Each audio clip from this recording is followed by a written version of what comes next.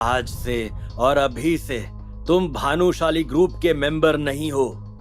Director Sharma, आप यहाँ क्या कर रहे हैं? अगर मैं नहीं आता तो पता नहीं तुम कितने लोगों को इसी तरह बुली करते। डायरेक्टर शर्मा, अभी जो कुछ भी हुआ उसमें नक्श की कोई गलती नहीं है। मिस, प्लीज आप गलत मत समझिए। मैं तो इन जेंटलमैन से माफी मांगना चाहता हूँ। अनिका भी पूरी तरह से शॉक्ड थी। उसे भी समझ नहीं आ रहा था कि नक्श को इतना वीआईपी ट्रीटमेंट क्यों दिया जा रहा है। नक्श को किसी दूसरे रेसिडेंशियल कॉम्प्लेक्स में घर खरीदने की कोई जरूरत नहीं थी, क्योंकि उसकी खुद की कंपनी भानुशाली ग्रुप के खुद के कॉम्प्लेक्स भी थे और सूरत शहर में उनके कई प्रोजेक्ट्स भी थे। लेकिन यहां तो कांड हो गया। सर, माफी चाहता हूं कि प्रेरक जैसे इंसान को मैनेजर बनाया गया। इस वजह से आपको काफी तकलीफ हुई और मैं इस गलती की माफी मांगता हूं। मैं आपकी अपॉलॉजी एक्सेप्ट करता हूं, लेकिन अगर आपने इस इंसान को फायर नहीं किया तो फ्यूचर में। मैं समझ गया सर। तुरंत ही डायरेक्टर शर्मा पीछे मुड़े और दरवाजे की तरफ इशारा करते हुए प्रेरक से कहा, जल्दी से यहां से निकल जाओ। डायरेक्टर शर्मा, आप मुझे फायर नहीं कर सकते। भूलिए मत कि इस कंपनी के वाइस प्रेसिडेंट मेरे अंकल हैं। मैं अभी उन्हें कॉल करता हूं। हेलो बड़े पापा, डायरेक्टर शर्मा मुझे फायर करना चाहते हैं। पैनिक मत करो। तुम अभी कहां पर हो? मैं अभी आ रहा हूं। हम अभी सेल्स डिपार्टमेंट में हैं। आप जब पहुंच जाएं तो सीधा प्रेरक के कैबिन में आइए। डायरेक्टर शर्मा ने प्रेरक का फोन छीन लिया था। सर, आपको थोड़ी तकलीफ होगी, लेकिन आपको मेरे साथ मेरे ऑफिस चलना होगा। ये बोलते हुए डायरेक्टर शर्मा ने नक्श की ओर देखा। उनके चेहरे पर एम्बैरेसमेंट साफ दिखाई दे रहा था। मोदी साहब बहुत ही रीजनेबल इंसान है। अगर आप उन्हें आज की इस घटना के बारे में सब कुछ बताएंगे तो वो आपकी बात को जरूर समझेंगे। क्या आप हिरेन मोदी की बात कर रहे हैं? जी। नक्श ने सीरियस लुक के साथ अनिका की ओर देखा और उसके बाद उसके कदम लिफ्ट की तरफ बढ़ने लगे थे। डायरेक्टर शर्मा ने एक बार फिर से प्रेरक का स्वागत लाद से किया और उसे भी ऑफिस में चलने के लिए कहा। प्राची, क्या तुम्हें लगता है कि नक्श के साथ कुछ ऐसा वैसा होगा? परेशान मत हो, नक्श को कुछ नहीं होगा। प्राची को पूरा यकीन था कि नक्श को कुछ नहीं होगा। हालांकि नक्श ने प्राची को अपना असली चेहरा दिखा दिया था, लेकिन प्राची में इतनी हिम्मत नहीं थी कि वो नक्श की असली आइडेंटिटी को अनिका के सामने लेकर आए। 14th फ्लोर, प्रेरक का कैबिन। डायरेक्टर शर्मा, से पहले बड़े बाबा यहाँ आए, आप यहाँ से चले जाइए। आप बहुत ही अच्छे रीजनल मैनेजर हैं। मैं ये नहीं चाहता कि इस उम्र में आपकी जॉब चली जाए। प्रेरक, क्या तुम्हें वाकई में ऐसा लगता है कि तुम्हारे बड़े पापा इस बार तुम्हें बचाएंगे? मेरे बड़े पापा इस कंपनी के वाइस प्रेसिडेंट हैं। वो आसानी से तुम्हें फायर कर सकते हैं। मैं आपको एक और फ्री की एडवाइस देता हूँ। इस लड़के से कहिए कि ये मेरे पैरों में पड़े।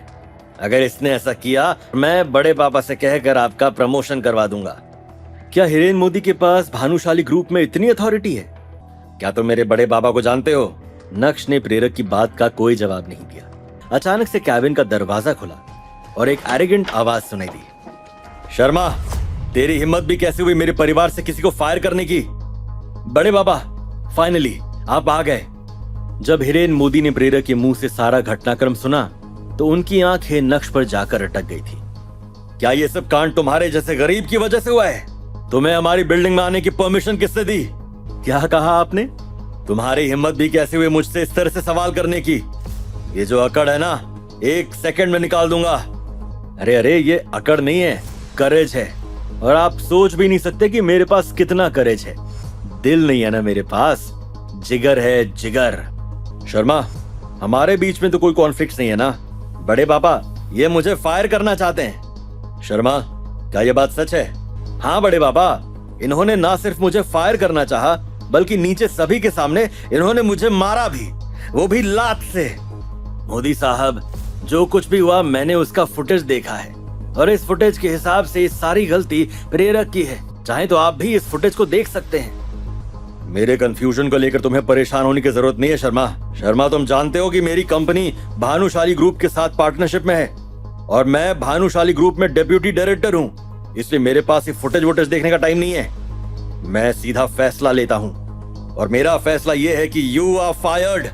डायरेक्टर शर्मा, मैंने आपको पहले ही एडवाइस दी थी ना, आपने तो अपने ही पैर पर कुल्हाड़ी मार ली।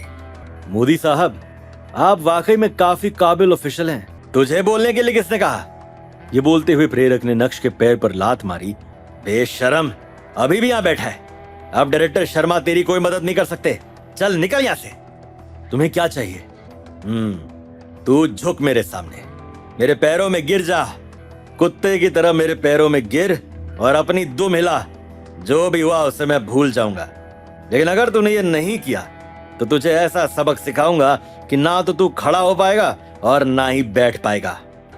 प्रेरक, औकात में रहो। डायरेक्टर शर्मा, हमारे मामले में दखल अंदाजी करने की जरूरत नहीं है। सच बोलने से मुझे डर नहीं लगता है।